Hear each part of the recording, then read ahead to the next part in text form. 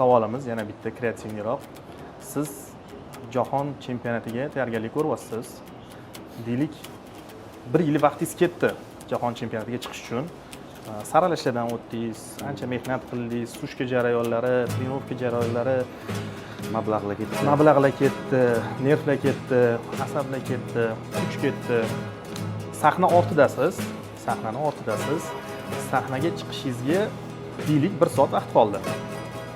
Shu vaqt sizga qo'ng'iroq bo'ldi. Ya'niki qo'ng'iroq raddondan bo'ldi. Vrach telefon qilib, ota bo'lishingizga sanoqli daqiqalar qoldi. Yetib kelmasangiz bo'lmaydi deb ogohlantiryapti.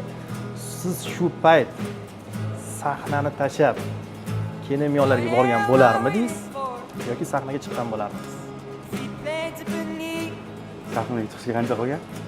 1 soat deylik, 1,5 soat, lekin bola tug'ishiga ham shuncha qolgan. Borishingiz kerak. Vashim o'shli savol Buni ham bo'ldi. kutgansiz. Jahon chempionatini.